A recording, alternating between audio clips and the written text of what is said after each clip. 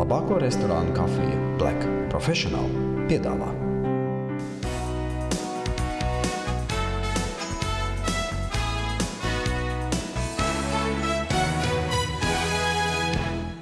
Labvakar, šis ir rādījums Kam taisnība.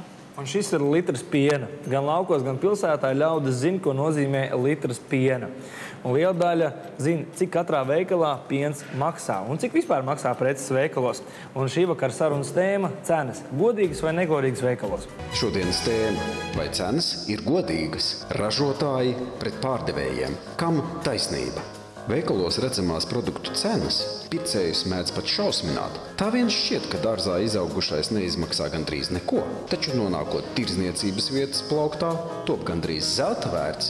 Tas, kurš kādreiz mēģinājis jebko izaudzēt pats, ļoti labi zinās, kādas ir izmaksas un cik daudz darba nepieciešams ieguldīt, lai visu ziemu varētu ēst savā dārzā audzētus burkānus. Lai dzertu, piemēram, savas govas pienu, kas vienmēr būs svaigs un kvalitatīvs, nepieciešams vēl daudz vairāk līdzekļu un pūļu. No mirkļa, kad lauksaimnieks pārdod izslaukto pienu, līdz brīdim, kad mēs mājās atveram piena paku, baltais dzēriens tiek pakļauts virknei dažādu procesu, kā veicējiem nevien jāsedz izmaksas, bet arī jāgūst peļņa. Protams, ka nevienu govs īpašnieku šokē piena paciņas cena veikalā, no kuras viņš nesaņem pat pusi. Es tagad veikalā nepērku, atklāt pateikšu. Es pērku, tur pie mums Juglā atved saimnieki ļoti garšīgs piens, un es nevārīt neko veikalā nopērts, viņš rupts. Nezinu kāpēc, un es vairs nepērku. Vai cenas ir godīgas? Ražotāji pret pārdevējiem.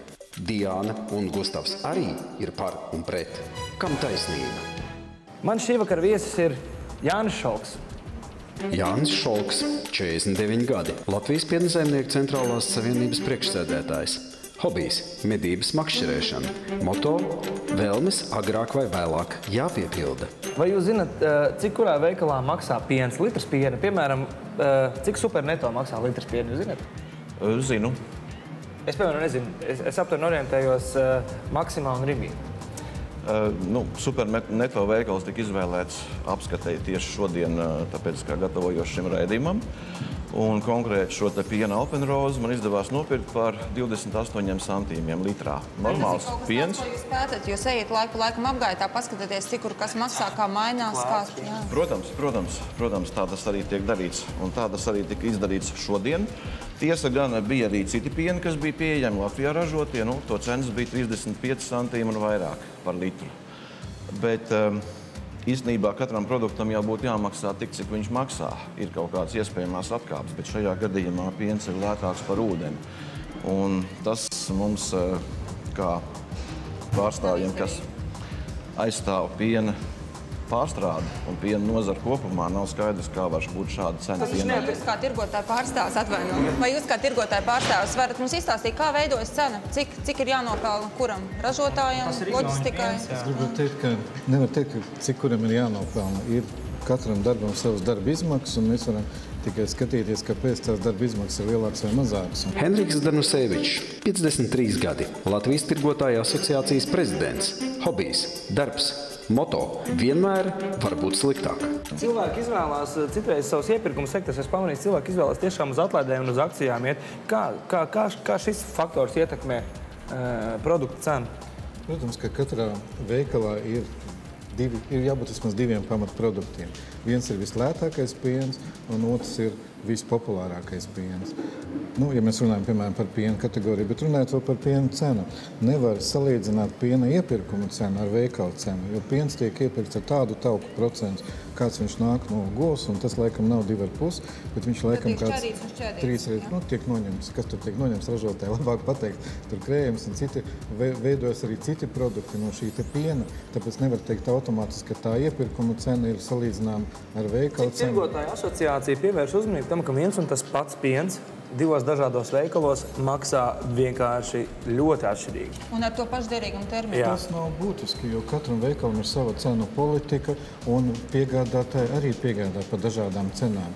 Un katra vienā veikalā varbūt, teiksim, Alpenrozes piens būtu kā vislētākais piens, citā varbūt veikals tukuma nemaz piens. neņemt, varbūt Tas nozīmē, ka cilvēks, kurš var atļauties dzīvot Jūrmalā, vienu un to pašu pienu var dzert par 15 centimiem dārgāk nekā tas, kurš viņi var atļauties nopirkt superneto. Ja? Cena ir atšķirīga arī no servisa. Ja mēs paskatāmies superneto, teiksim, tad tur viss ir salikts vienkārši un pamat tajos sekundārajos iepakojumos, kastēs nav izņemts ārā. Citā veikalā, teiksim, mums būs pārdevēji, kas smuki visu saliks, ka visu laiku plauktiņā būs preces salikt. Mums ir laiks dīžāties ar statusu un diferencēt tās cenas tik ļoti, jo ko tu zini, kurā veikalā tev vējš iepūtīs kādu dienu? Vai nav tā, ka pamatprodukti, kā piens un maize, ka tirgotāji tiem produktiem uzliek nesamērīgi zemu cenu, lai piesaistītu pircējus, un vispārējais ir tas, uz ko viņi vairāk pelna? Es gan šobrīd nepārstāvu tirgotājus, bet man ir pamatots aizdoms, ka tā tas notiekās, jo nevelti pieminot arī šo piemēru. Es domāju, ka tas ir tikai, lai piesaistītu cilvēku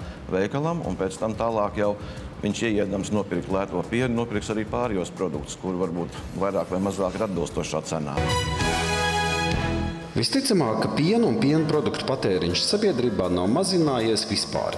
Jāsaprot, ka jārīkojas, lai nopelnītu. Piena ražotāji ir sākuši paši nodarboties arī ar tirgošanu. Jau vairāk kā gadu par Rīgas mikrorajoniem kursē tā dēvētie piena busiņi, kuri jau iemantojuši cilvēku atzinību un uzticību. Tur pirktais piens esot nevien lēts, bet ar garšojot labāk. Es tagad veikalā nepērku, atklāt pateikšu. Es pērku, tur pie mums Juglā atved saimnieki ļoti garšīgs piens, un es nevārīt neko veikalā nopērcu, viņš rupts. Nezinu, kāpēc, un es vairs nepērku. Sakiet, cik jūs maksājat tur pie zemniekiem? 35 man pudelīte līdzi un 35 pa litru. Vai cenas ir godīgas?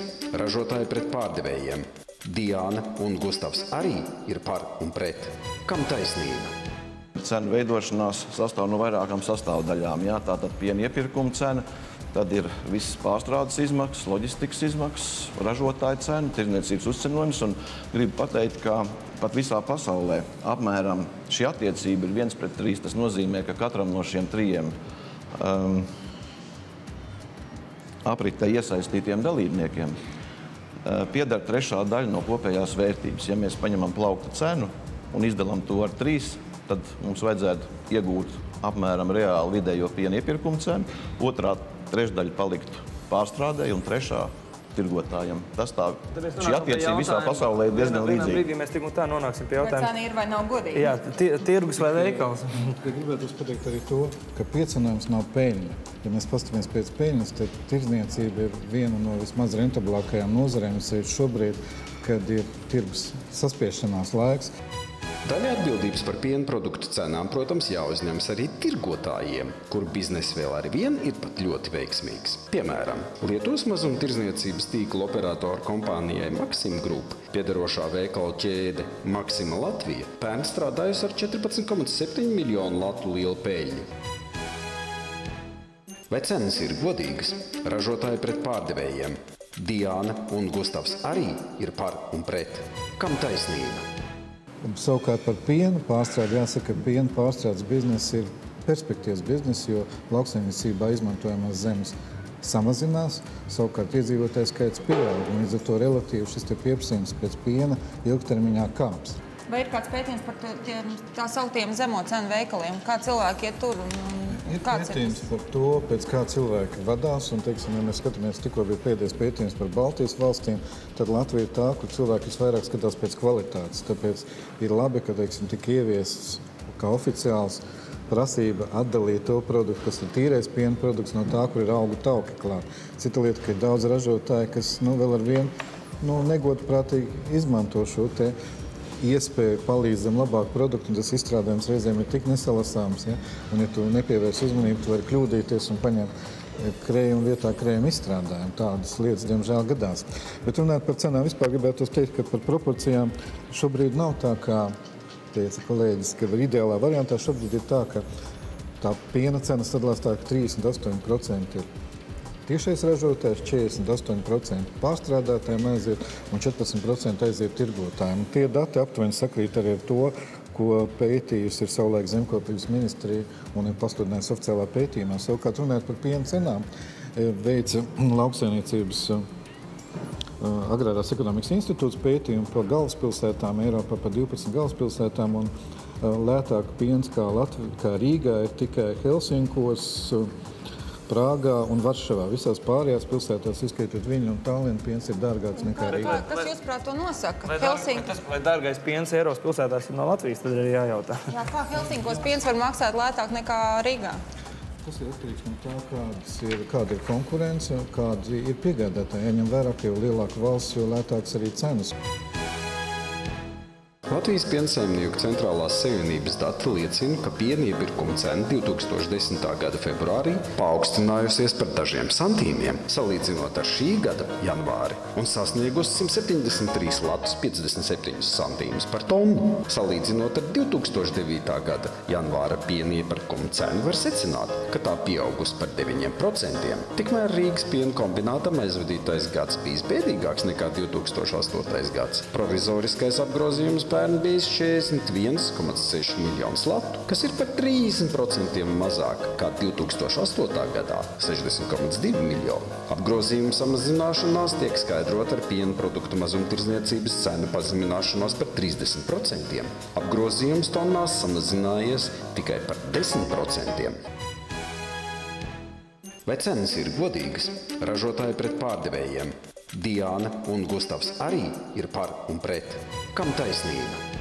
Produktu gradācija, vai tā nav apzināta ražotāju tāda pielāgošanās tirgotāju kaprīzēm, kad tiek radītas jau konkrētas produktu klases, piemēram, orientēts uz konkrētām patērētāju mājas produkti, piemēram, kad ir krējums un ir krējuma izstrādājums, un krējuma izstrādājums maksā lētāk, un ka tas vairāk attiecās, ka krējuma izstrādājumu pērk nabadzīgāka pircēja klase nekā tie, kas pērk īsto izstrādājumu. Zināmā mērā tam varētu piekrist, un pilnīgi saprotams, ka katrs biznesmenis, šajā gadījumā arī piena pārstrādes uzņēmums, meklē iespējas, kā savu produktu pārdot tirgū. Kas veido cenu? Izmaksas kā veidojas? Katrā posmā ir dažādas cenu struktūras. Mēs runājam par tirdzniecību, tad mums 55% no piecenojuma sastāv darba spēka izmaksas. Tas ir alga un nodokļi, kas saistīti ar atalgojumu. Nākošais lielais nākošās lielākās izmaksas tā ir enerģija. Tie ir leduskapi, klimatizācijas iekārtas, tad ir loģistika un vispārējais, kas saistīts ar veikalu, ieskaitot dažādas nodevas, teiksim, par to, ka mūzika skan veikalā, par kases aparātu lietošanu un vispār jau par norēķiniem. Cilvēki tikai šaustās, viņi ierauga cenu, un tas ir tas brīdis, kurā cilvēks vai nu izvēlās vai neizvēlās. Vai pirktspēja tiek ņemt vērā? Redziet, mēs pārdodam produktus par to cenu, par kādu mums ir atvests, un piecenojums vidēji veikalos ir 20%, un piena produkti ir viena no tiem, kur ir zemākais piecenojums, tur 15%. Vai cenas ir godīgas? Ražotāji pret pārdevējiem. Diāna un Gustavs arī ir par un pret. Kam taisnība? Labāko restorānu kafiju Black Professional piedāvā.